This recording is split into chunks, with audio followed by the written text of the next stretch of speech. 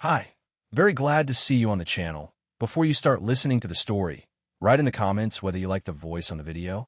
When I pulled into our driveway after a 5-day fishing trip upstate, I half expected Emily to be waiting on the porch. Maybe in that old flannel I used to wear, mug of coffee in hand, pretending she wasn't counting down the minutes till I came back. Instead, the house looked untouched. Still, like it hadn't even noticed I was gone. Her car was in the garage. The porch light still clicked on with motion. Same as always, but the feeling wasn't right. It was too quiet. I stepped inside and was greeted by the usual scent of her vanilla candles, except stronger artificial, like someone had lit 5 at once to cover something else. The kitchen was spotless. Too spotless. Emily's version of cleaning usually meant wiping counters and leaving a wine glass by the sink. Not polishing the faucet like a real estate photo shoot was about to happen. I dropped my bag by the door and stood there, letting the silence press against my chest. Then I heard it, her laugh, faint and filtered through the hallway. I followed it to her office, only to find the door closed. A rarity. She hated working with the door shut, so it made her feel boxed in. I paused, hand hovering over the handle. Then it opened on its own.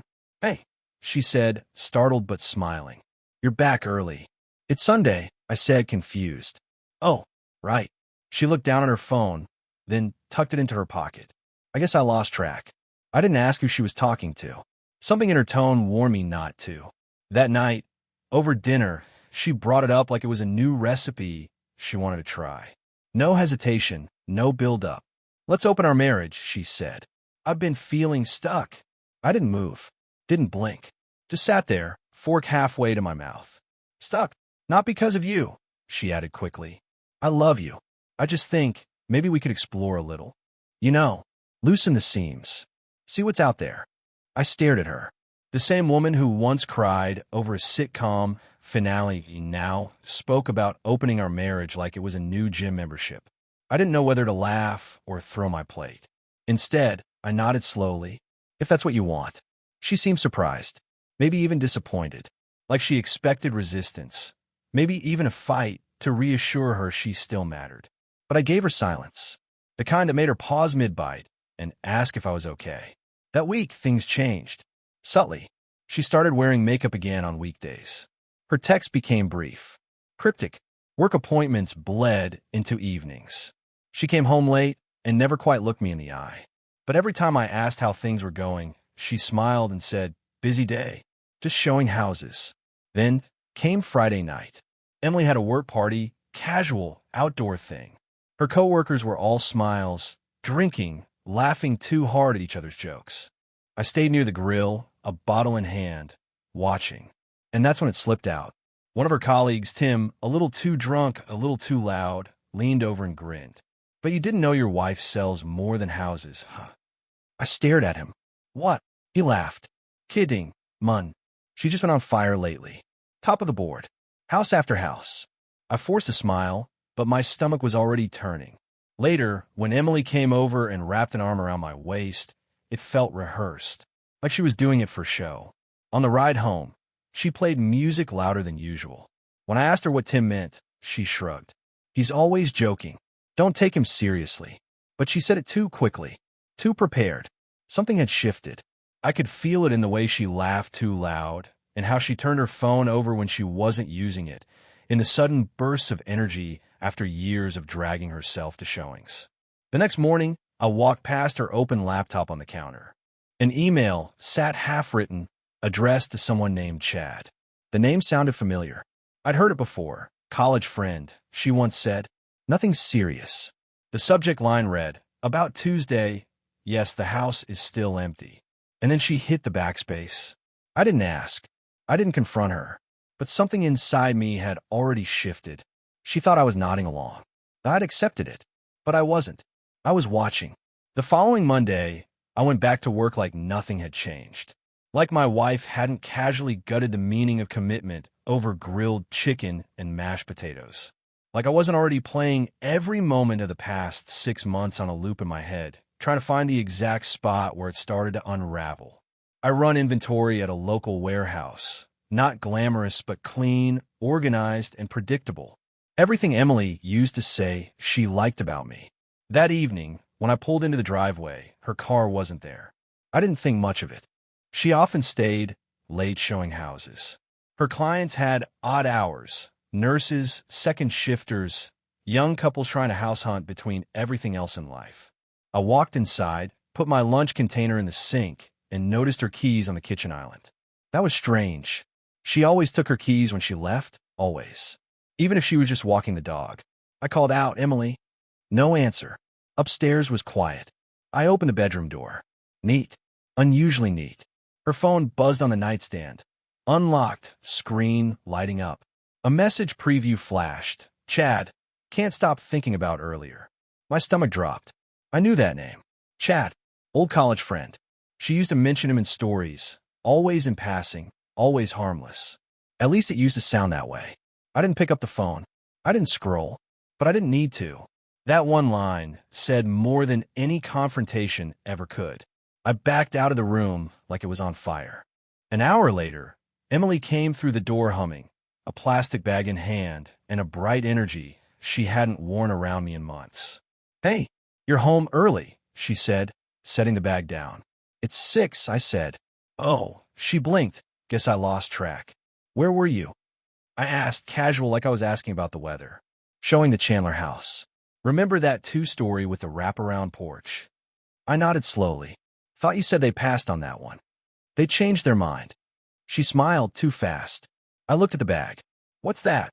She pulled out a candle, a bottle of red wine, and a jar of fancy olives. "Client thank you gift. They closed today." "Nice of them," I said. "Right?" She laughed, and then her phone buzzed again. She didn't even glance at it this time, just flipped it face down. Later, while she was in the shower, I took a walk. The air outside was still heavy with humidity, the kind that clung to your skin even after the sun dipped. I didn't want to be in the house. I didn't want to be in my head. I just walked, down to the park, past the diner, and then I saw him. Chad, or at least I assumed it was him. Tall, in a polo, leaning against a silver BMW, texting with a smile on his face like the world existed for him and no one else. I ducked into the hardware store nearby and watched through the window. He wasn't waiting for Emily. I knew that much. She was still at home, fresh out of the shower when I got back, robe tied, glass of wine in hand, acting like the world was untouched. So maybe I was wrong. Maybe that text wasn't what I thought. Maybe Chad was just Chad. Still, the image burned into my brain. The next day, I checked our home printer's recent activity. Emily didn't know I'd installed a wireless sync to my phone last fall when I was working on invoices from home. One document stuck out, printed a few days ago, a map of listings, one circled in red. I drove by the address. Empty house. Sign out front with her name on it. No notebooks. That night, I asked casually, "You still working with that Chad guy?" She looked up from her salad. "Who?" "Your friend from college. The one who messaged you last week." She chewed, paused just a bit too long. "Oh, Chad? Yeah, I think he's back in town." "What? He buying a house?" She shrugged. "He's looking. Not serious." "What?" I smiled. "Just curious." She went back to her salad. The next morning, I followed her. Said I had a dentist appointment. I waited until she left, then tailed her 2 blocks behind. She didn't head to the agency office. She went straight to the property from the map. I parked a block away and walked up the sidewalk like I belonged there. Lights were off inside. No car in the driveway. I stood across the street, hands in my jacket, watching. 20 minutes passed. Then a car pulled up. Not Chad. A different guy entirely. Older, short beard, athletic build. He walked to the door. Emily opened it, smiling, motioned for him to step in. I stayed frozen. And then I laughed. Because in that moment, I realized how far off I'd been. All my suspicion pointed at Chad. All the dots I thought connected just circled back to nothing. Maybe Chad was just a red herring. Or maybe Emily was playing a deeper game. But now I had a new face. One I didn't recognize. And the rules had just changed. I didn't say anything when she came home later that day, keys jingling like a performance in her hand, smile warm but unfocused. She breezed into the kitchen and poured herself a glass of wine, as if she hadn't just spent 2 hours inside a vacant house with a man I'd never seen before. I watched her, Not intensely, not accusatory, just studied her. Her body moved like it had learned new rhythms, like she'd rediscovered how to be graceful when she thought no one was watching. I asked how the showing went. "Oh, good," she replied without looking at me. "First-timers. Young couple. Super enthusiastic. You'd like them." "I nodded, pågåfacit. Got any more tomorrow?" "Just one," she said, sipping. "An older home. Bit rundown. Might take some imagination to sell." "Let me guess," I said lightly. "You'll need extra time locking up after that one." She smiled, eyes flicking toward mine. "Sometimes these places get sticky. Old doors. Weird latches." That night, while she showered again, twice in one day, a luxury I'd never seen her indulge before, I decided to poke around. I didn't plan to go through her things. I just opened the hall closet, the one where she kept gift wrap, spare batteries, all the things she never quite organized. I was looking for a replacement bulb for the porch light. Or at least that's what I told myself. Instead, I found a gift bag tucked behind a pile of old throw pillows. Black and silver, with tissue paper carefully arranged but not taped. The kind of presentation Emily reserved for intentional moments. Anniversaries, real estate closings, or the occasional surprise for a friend. But it wasn't labeled. No card. I pulled out slowly. Inside was a small rectangular box wrapped in matte gray paper, topped with a single silver bow. I opened it. A watch. A sleek, modern-looking men's watch. Brand new. Still had the tag on it. It wasn't cheap. Nothing flashy, just high-end subtlety. The kind of thing you give someone important. I turned the box over. No receipt. But under the lining, folded flat, was a small note. No envelope. Just her handwriting. "You said you never had a watch that felt right. I saw this and thought of you. It's time." No name. Just that. I stood there, the weight of it resting in my hands like a secret I wasn't supposed to know. My chest tightened, not with jealousy but clarity.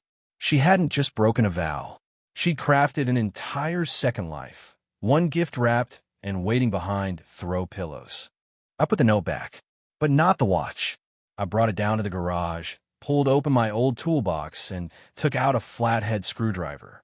I pried off the backing, carefully removed the battery. Then I scratched the inside of the casing, not deep enough to ruin it, just enough to leave a mark. Then I reassembled it and placed it back in a box. Everything looked untouched. Perfect. Except now it wouldn't tick. I returned it to the bag and slid it back into the closet, exactly where I'd found it. Emily came down 10 minutes later, hair damp, smelling like lavender and something unfamiliar. She smiled, kissed my cheek, and curled up on the couch beside me. Like nothing was different. Like we hadn't quietly declared war. The next day, I left work early and stopped by her office. Just a casual visit, I told myself. She wasn't there. Her coworker, Melissa, greeted me with a polite smile. "She just stepped out," Melissa said, "showing a house near Maple Ridge, I think." "Busy week, huh?" I asked. "Oh, yes," she laughed. "Emily's been juggling like 3 clients plus Chad." I froze. "Chad?" I repeated. "Yeah, remember him? Her friend from college. He's been leaning on her a lot lately. Not that I blame him. He's a handful. I played dumb. Didn't realize he was buying." Melissa gave me a look. "Well, maybe not in the formal sense, but you know Emily. Always helping out." I nodded, thanked her, and left. So he was still around. Which meant the mystery man from the house wasn't Chad. And the watch wasn't for Chad either. Someone else. Someone who needed the right time. That night, Emily came home in high spirits. She cooked, made dessert. She hadn't done that in weeks. She was humming again, wearing lipstick, pouring wine like it was a celebration. "Someone's happy," I said. She smiled without meeting my eyes. "Just a good day. Things are finally aligning." I watched her open the fridge, reach for a bowl of berries, and pause just long enough for her smile to flatten. Then it snapped back in place. She turned. "You okay?" she asked. "Yeah," I said, "just noticing how different things feel lately." She tilted her head. "Different how? Like you got a lot more on your mind than just real estate." She laughed. "That's the job, Jake. People are chaos. I'm just trying to sell them a roof." I nodded, but I saw the hesitation in her hands, the flicker in her eyes when I mentioned it. And I knew she hadn't suspected a thing. By Wednesday, the quiet was louder than ever. Emily hummed more. Her phone never left her pocket. Her bag stayed zipped even when she came home, and the charger that used to live on her nightstand had migrated to her car. She called it organization. I called it insulation. She smiled like she was winning something, and I smiled back like I didn't notice the score. That morning, she left early. Said she had a breakfast meeting with a buyer relocating from Raleigh. She wore heels too high for any breakfast I'd ever been to, spritzed perfume she only used when she wanted to be remembered, and left without touching the toast I'd made for both of us. When the door shut, I sat for a full minute, letting the silence settle around me before moving. I didn't follow her. Not yet. Instead, I drove to Maple Ridge, the development she'd mentioned more than once in passing. A dozen new builds, each house almost identical from the outside, like a line of eager clones. I parked by the cul-de-sac, tucked low in my seat, and waited. At 9:13 a.m., a black SUV pulled in. I didn't recognize the driver. He was mid-40s, wore a blazer over a fitted tee, sunglasses too sharp for a morning this cloudy. He stepped out, stretched like he'd been driving for hours, then checked his reflection in the driver's window. At 9:17, Emily arrived. They didn't hug. They didn't kiss. But they moved like they had a rhythm. She walked ahead, unlocked the door to house number 9, and he followed, not once glancing around.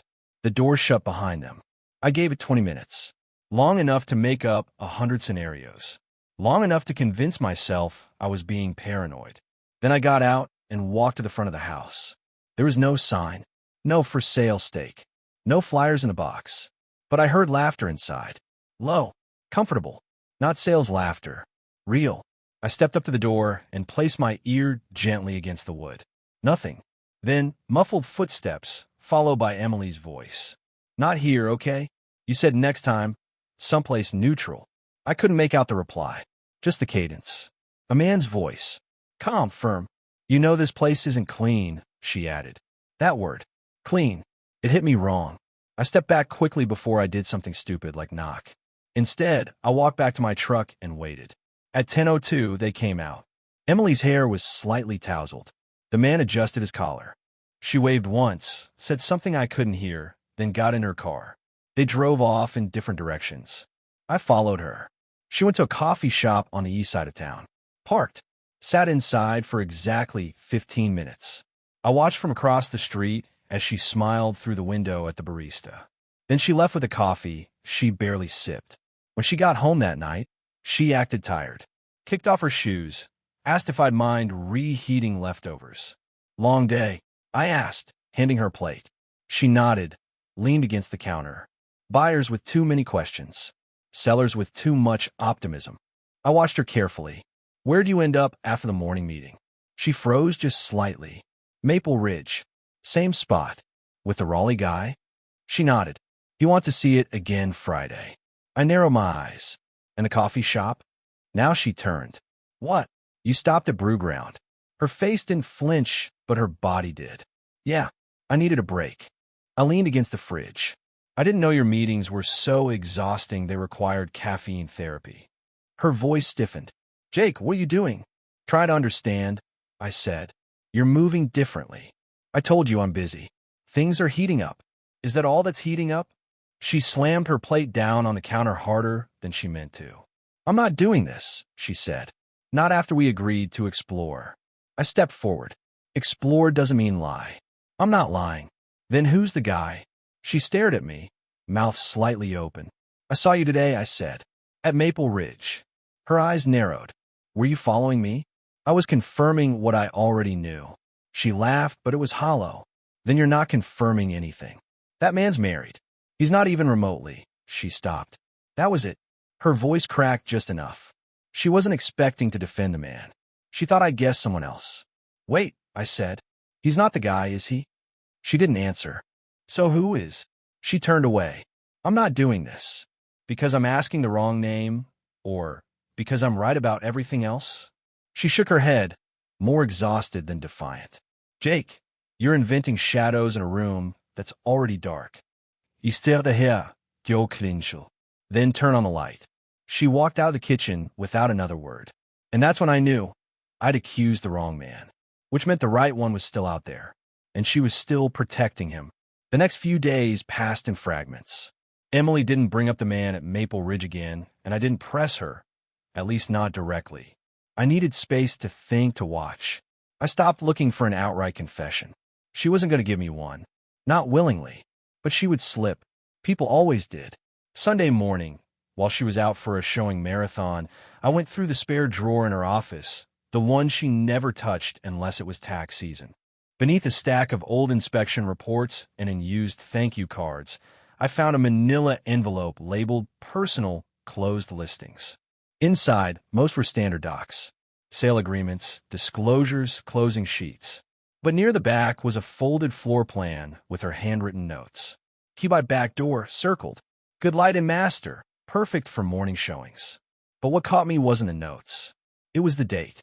The house had been off the market for 6 weeks. I looked up the address, drove out mid-afternoon. The house was dark, vacant. No lockbox, no signs of life. I stepped onto the porch and peered through the window.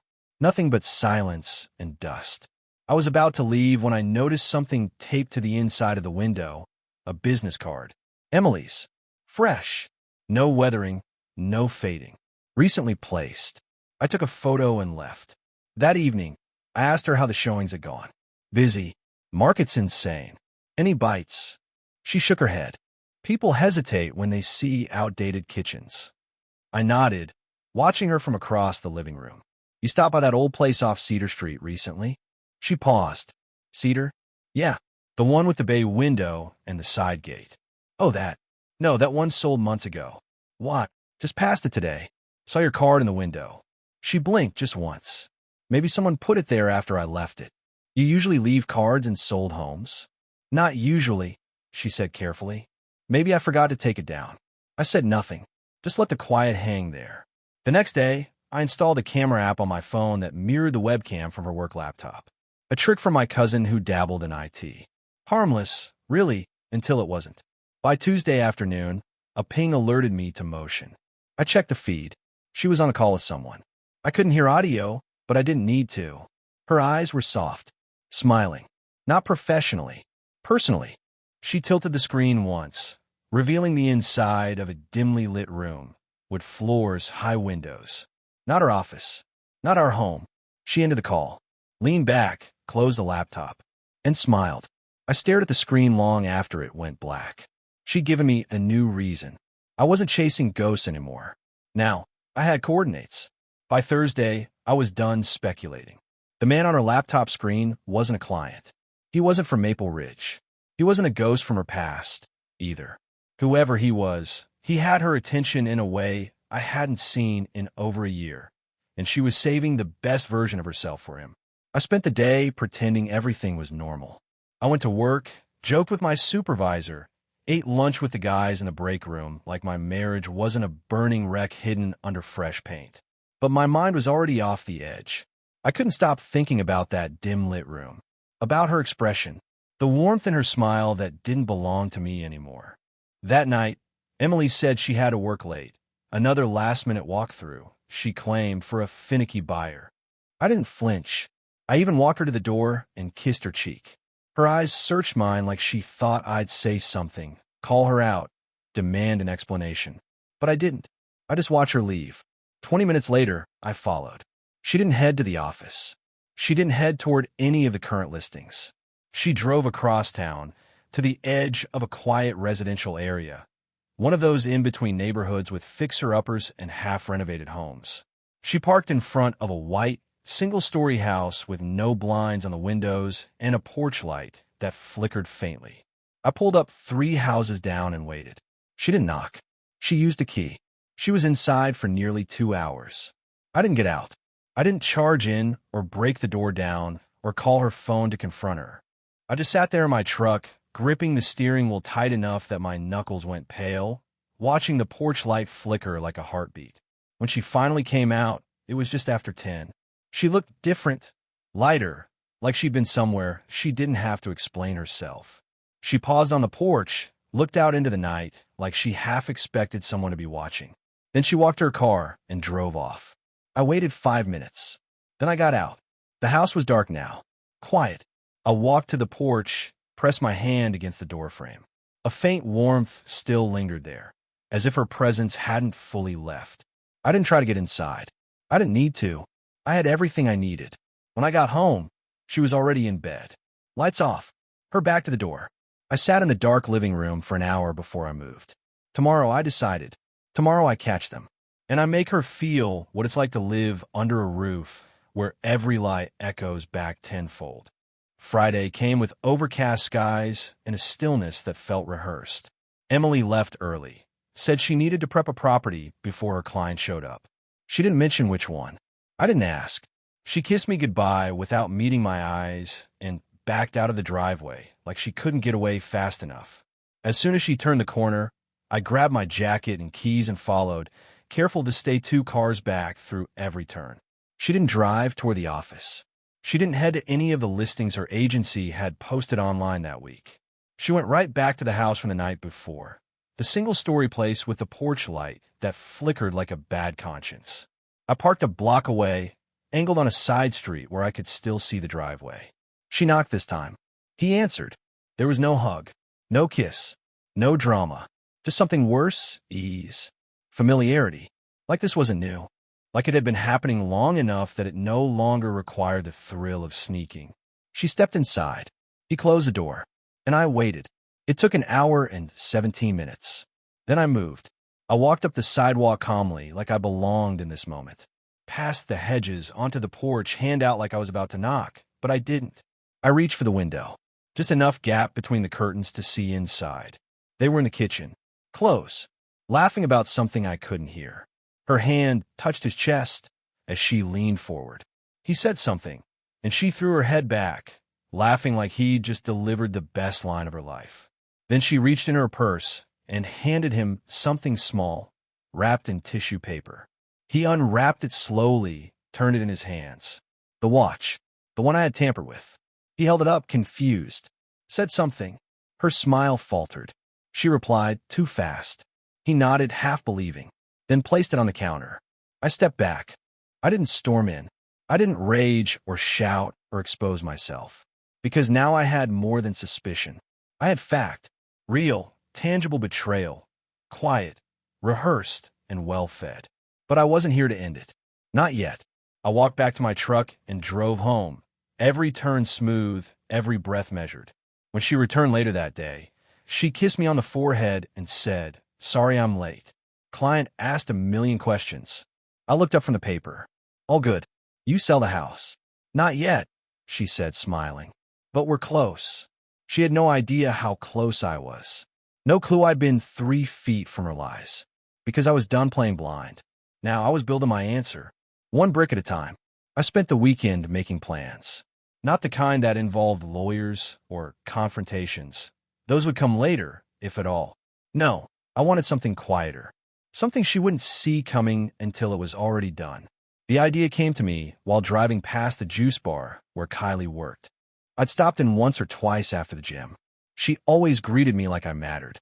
No forced charm, no thin politeness stretched over resentment. Just real warmth. The kind Emily used to show before she learned how to fake it. Kylie recognized me when I walked in. "Hey, Jake. Haven't seen you in a while." I smiled. "Been working late. Thought I'd grab something green and convincing." She laughed and leaned on the counter. "You want your usual?" "Actually," I said, lowering my voice, "I was wondering if you had a second to talk." Her smile faltered just enough to show curiosity. "Sure." We sat outside, a small metal table between us, her apron folded neatly on her lap. I told her most of it, not everything, just enough. That my wife had changed, that she was seeing someone else, that I wasn't looking to fight or beg or break. Just shift the narrative. Kylie nodded slowly. "So, you want help?" "Just a presence," I said. "A reset. Someone who doesn't lie when they smile." She tilted her head. "That's the nicest way someone's asked me out in months." We met twice more over the next few days. Casual. No pressure. I didn't dive into the mess. I didn't bring up Emily unless Kylie asked. And when she did, she didn't look smug about it. Just curious. Kind. She had this way of making silence feel like safety instead of judgment. Then I made a decision. There was a house. One Emily used often for showings. A two-story colonial on the edge of town, clean and quiet with a wraparound porch and vaulted ceilings. I'd seen in her notes. I'd watched her unlock the back door for men she thought I didn't know about. I called the listing agent, asked for a tour, told them I was looking for something with space. Something peaceful. They were eager to show it, even more eager to sell it. Within a week, I made an offer. Cash. Quick close. And I asked Kylie if she wanted to help me stage it. The morning of the open house, I stood on the porch, hammering a Just Married banner above the entrance. Kylie laughed beside me, hands full of fresh flowers for the front table. We set everything just right. The scent of cinnamon in the air, jazz low in the background, cookies in the oven. It looked like a home someone could love. Emily arrived an hour later. She wasn't supposed to be there. I hadn't invited her, but I knew she'd find out. Her agency kept tabs on every sale in the area. She walked up the steps slowly, confusion already growing on her face. Then she saw Kylie, then the banner, then me. Her jaw dropped. I walked out onto the porch, keys in one hand, ring on the other. I didn't say anything at first, just smiled. Then I said, figured I'd give the place a proper memory. She opened her mouth, but nothing came out. Her eyes bounced between Kylie, the banner, and me. Her face broke in stages, shock, confusion, grief. But I felt nothing. Not satisfaction, not rage, just release. You bought this? She finally managed. I nodded. Thought it'd be a shame to let a house go to waste. You? This is where, she stammered. I know, I said. Every corner, every lie. Tears welled in her eyes, but I stepped past her. Kylie joined me on the porch, brushing dust from her skirt like it was just another day. And for me, it was. Emily stood frozen, watching, dismantling herself in silence. And I didn't look back. Not once. She showed up at my apartment 3 days later. Not the new house. I hadn't moved in yet. I planned to give it time. Settle, breathe, start fresh without the scent of old lies clinging to the walls. But she didn't care about timing or space. She just came. No warning. No message. Just the sound of her knock at the door, soft at first, then sharper like she knew I was behind it. I didn't open right away. I stood in the hallway, staring at the door, letting her impatience build. When I finally pulled it open, her face was pale and raw. Makeup gone. Hair frizzed from the wind. She looked smaller than I remembered, like something had deflated inside her. Jake, she breathed. Can we talk? I stepped aside, silent. She walked in like she still belonged, eyes scanning the space like she'd expected to see remnants of us. Photos, old blankets, something left over that proved she wasn't entirely gone. But there was nothing. I'd stripped this place of her, down to the scent of the hand soap. She turned to face me. I made a mistake. I didn't say anything, just watched her twist her hands like she was wringing out her guilt. It wasn't what you think, she said. At first, I didn't plan for anything to happen. I just felt empty, and he made me feel seen. I raised an eyebrow, and I didn't. She flinched. It wasn't that. You've always been good to me. You were just comfortable, predictable, and I thought maybe I needed something else to feel alive again. Alive, I echoed.